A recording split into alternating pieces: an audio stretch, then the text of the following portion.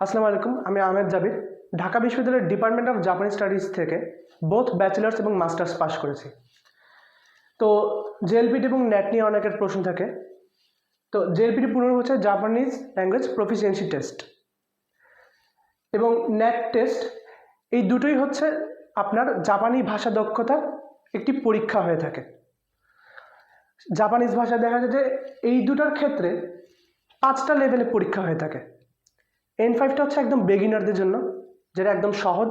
তার চেয়ে একটু কঠিন হচ্ছে N4, তার চেয়ে কঠিন N3, এরকম করে 5টি লেভেল রয়েছে: N5, N4, N3, N2 এবং N1। তো জাপানে যাওয়ার ক্ষেত্রে N5 এবং N4 জানলেই মোটামুটি আপনি জাপানে যেতে পারবেন, বা জাপানে আপনি ভিসা পেতে আপনার সমস্যা হবে না।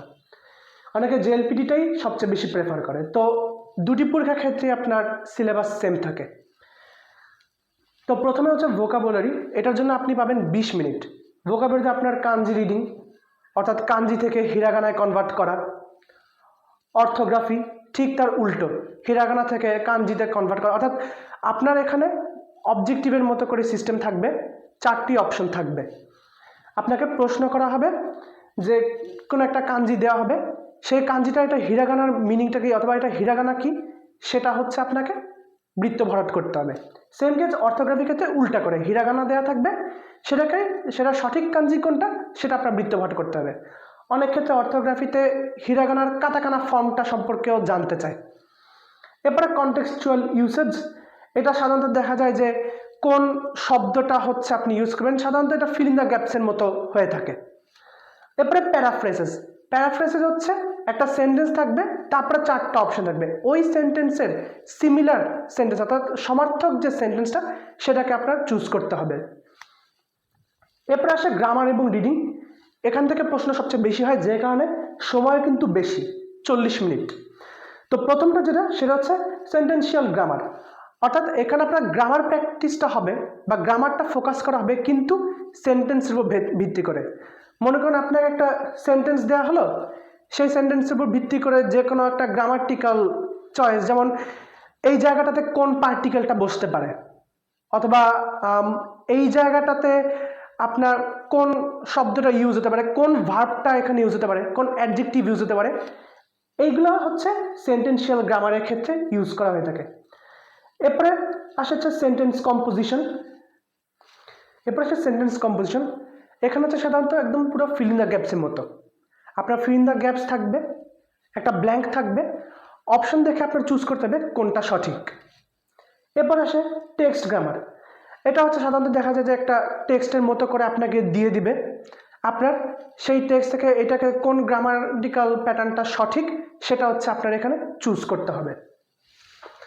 তো যেটা বলছিলাম, রিডিংও এই গ্রামার এবং রিডিং পার্টের একটা অংশ, যেটা 40 মিনিটের মধ্যেই থাকবে।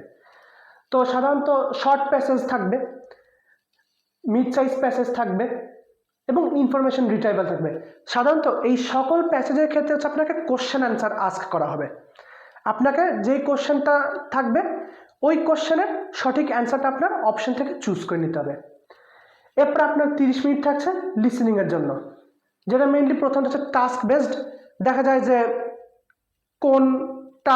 কোনোটার কালার, অথবা কোনো সময়, অথবা কোনো জিনিস, কোনো বস্তু, আপনি যখন কনভারসেশনটা শুনবেন সেই অনুযায়ী এখানে কোশ্চেনটা থাকবে, সেই কোশ্চেনটা থেকে আপনার সঠিক অ্যান্সারটা চুজ করতে হবে।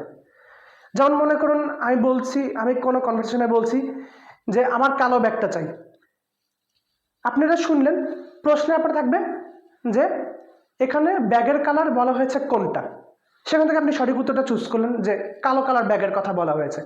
এটা হচ্ছে টাস্ক বেসডের।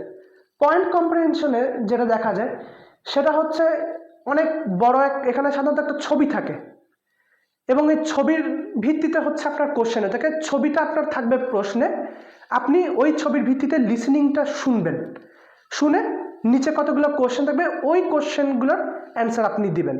এটা সাধারণত একটু বড় হয়ে থাকে এবং সাধারণত মানচিত্র অথবা অন্য যে কোনো সিকোয়েন্স ভিত্তিক বা ফ্লোচার্ট ভিত্তিক ছবিগুলোর ক্ষেত্রে এই কোশ্চেনগুলো বেশি হয়ে থাকে।